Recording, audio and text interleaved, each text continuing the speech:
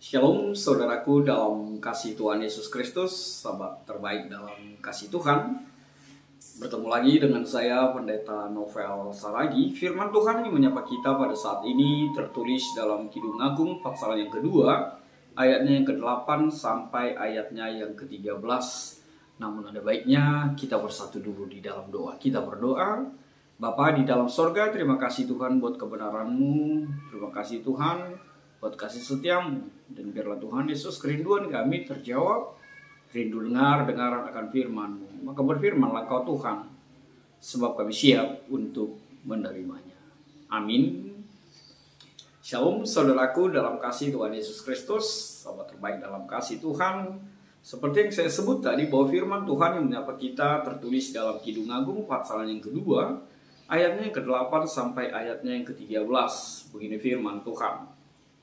Di pintu mempelai perempuan, dengarlah kekasihku, lihatlah, ia datang, melompat-lompat di atas gunung-gunung, meloncat-loncat di atas bukit-bukit. Kekasihku serupa kijang atau anak rusa. Lihatlah, ia berdiri di balik dinding kita, sambil menengok-nengok melalui tingkap-tingkap dan melihat dari kisi-kisi. Kekasihku mulai berbicara kepadaku, bangunlah manisku, ceritaku, marilah. Karena lihatlah, musim dingin telah lewat, hujan telah berhenti, dan sudah lalu. Di ladang telah nampak bunga-bunga. Tibalah musim memangkas, bunyi tekukur terdengar di tanah kita.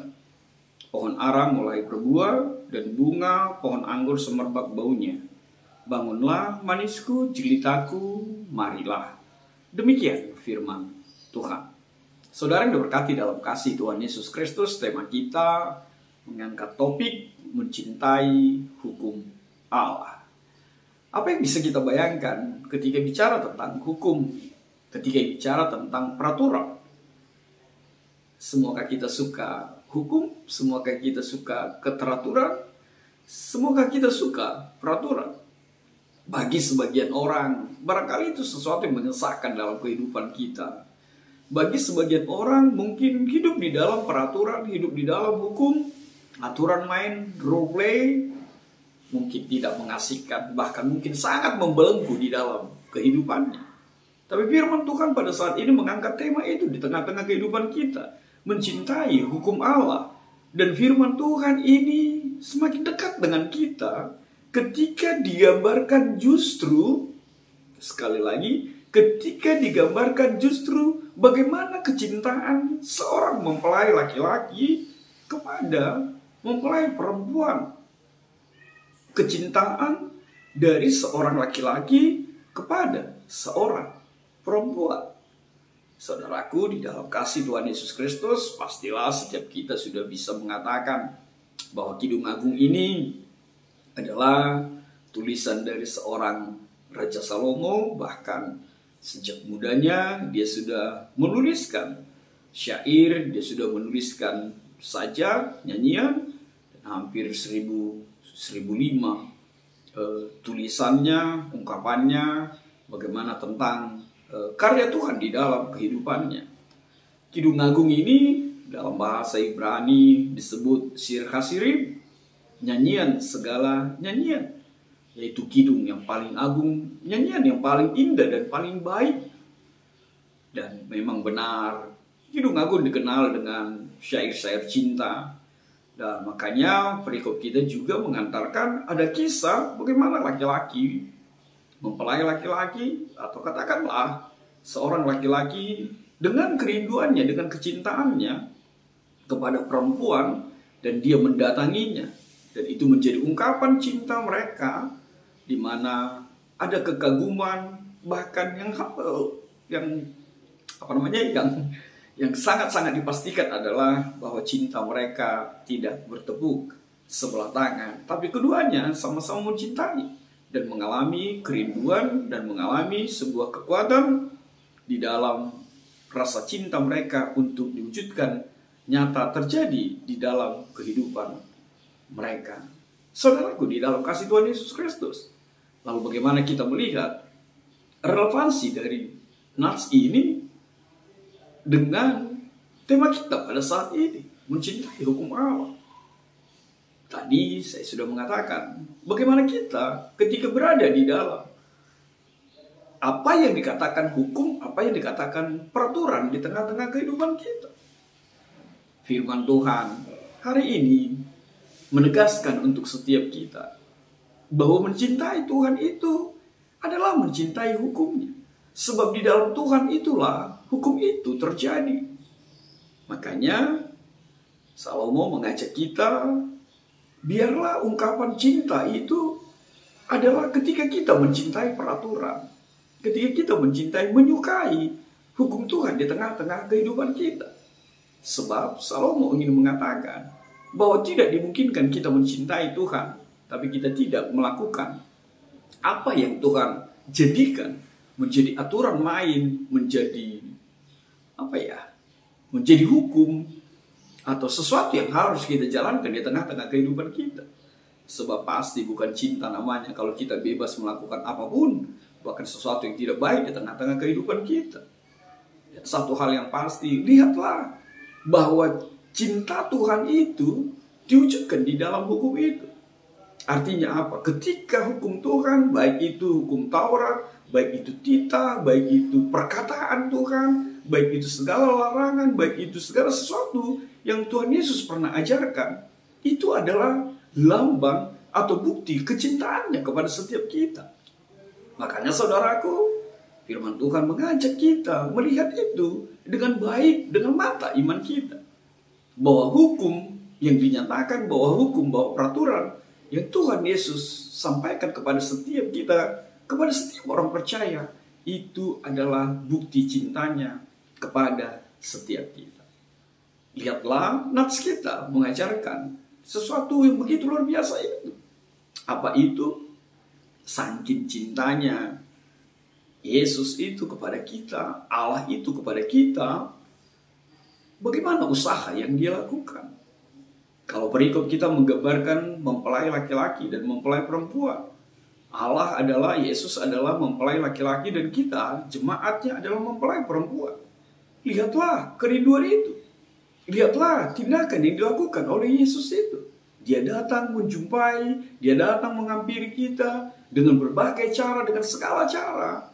Yesus lakukan agar ungkapan cinta itu menjadi sesuatu yang bersambut di dalam kehidupan orang atau umat percaya di tengah-tengah kehidupan kita. Jadi seperti lagu apa dia? Segala cara ku coba. Ya, segala cara Tuhan Yesus lakukan. Dan ini semakin indah ketika digambarkan bahwa mempelai perempuan itu menyambutnya. Bahwa mempelai perempuan itu memperhatikannya. Artinya, Tuhan tahu, dan kita juga tahu, bahwa bertepuk sebelah tangan itu tidaklah mengenakan, tidaklah menggembirakan. Maka hukum Tuhan itu juga cintai, hukum Tuhan mencintai peraturan Tuhan itu, biarlah juga menjadi kesukaan bagi setiap kita. Biarlah menjadi kekuatan bagi kita bahwa itu adalah ungkapan cinta, ungkapan kepedulian Yesusmu kepada setiap kita. Jangan biarkan cinta itu bertepuk sebelah tangan.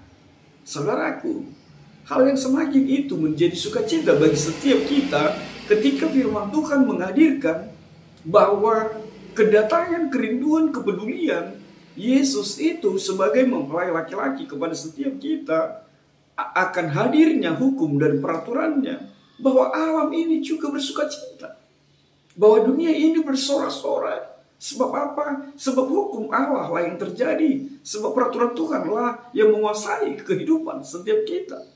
Lihatlah digambarkan di dalam ayat yang ke-11 itu. Karena lihatlah, musim dingin telah lewat, hujan telah berhenti dan sudah lalu. Di ladang telah nampak bunga-bunga, tibalah musim memangkas, bunyi tekukur terdengar di tanah kita, pohon ara mulai berbuah, pohon anggur semerbak baunya. Bahkan sampai 2 kali diulang, bangunlah manisku jelitaku, marilah. Artinya alam ini pun bersukacita ketika kita mencintai hukum, ketika kita hidup di dalam peraturan Tuhan, hidup di dalam hukum Allah. Makanya mempelai lelaki itu mengatakan, bangunlah manisku, jelitaku marilah. Artinya bangunlah, bangkitlah. Bangunlah itu berarti lakukanlah dan hiduplah di dalam kebenaran hukum Tuhan, di dalam peraturan Tuhan. Jangan ikutkan hukum keinginanmu sendiri. Jangan ikutkan peraturan apa yang menjadi kesukaanmu sendiri. Tapi hiduplah oleh aturan Tuhan. Ya, sama seperti di dalam sebuah keluarga. Di dalam sebuah keluarga pasti selalu ada aturan, pasti ada selalu hukum. Ketika kita berada di dalam keluarga itu, pasti hukum itulah yang harus dilakukan. Pasti peraturan di rumah itulah yang harus dilakukan. Demikian juga setiap kita. Kalau kita adalah keluarga Kristus, kalau kita adalah keluarga Allah, maka hiduplah di dalam hukum dan aturan rumah tangga Allah. Dan biarlah itu menjadi sebuah kesukaan kita dan menjadi kekuatan kita untuk selalu mengenal Yesus dengan hukumnya, dengan peraturannya di dalam hari-hari hidup kita. Maka saudaraku, apa yang bisa menjadi kekuatan kita? Sebuah refleksi buat kita. Yang pertama sekali, hukum Tuhan itu adalah cintanya kepada kita. Sekali lagi, hukum Tuhan itu adalah cintanya kepada kita. Yang kedua, cintailah hukum itu, cintailah peraturan Tuhan itu. Kalaupun mungkin itu berat, tapi itu semua untuk kebaikanmu. Tapi itu semua bahkan untuk keselamatanmu. Lalu apa yang ketiga? Yesus datang sebagai mempelai laki-laki dan kita adalah mempelai perempuan. Jangan biarkan Tuhan Yesus bertepuk sebelah tangan. Sambutlah, sama seperti mempelai perempuan itu. Dia memperhatikan, dia segala sesuatu dia lihat akan mempelai laki-laki itu, dan hatinya berbunga-bunga, matanya berbinar-binar, sukacitanya melimpah. Kesambutlah dan hiduplah di dalam kebenaran firman Tuhan itu. Yang terakhir, saudaraku, di dalam kasih Tuhan Yesus Kristus, firman Tuhan mengungkapkannya bahwa ketika kita hidup di dalam peraturan Tuhan, ketika kita hidup di dalam hukum Tuhan, maka alam ini, maka dunia ini pun penuh dengan sukacita yang bersumber dari Tuhan. Amin. Tuhan memberkati kita bersatu dalam doa. Terima kasih Tuhan buat firman-Mu, buat segala sesuatu yang kami rasakan di dalam Engkau. Terima kasih Tuhan Yesus, biarlah setiap kami mencintai hukum. Dalam kasih-Mu, terjadilah Tuhan seperti yang Engkau mau.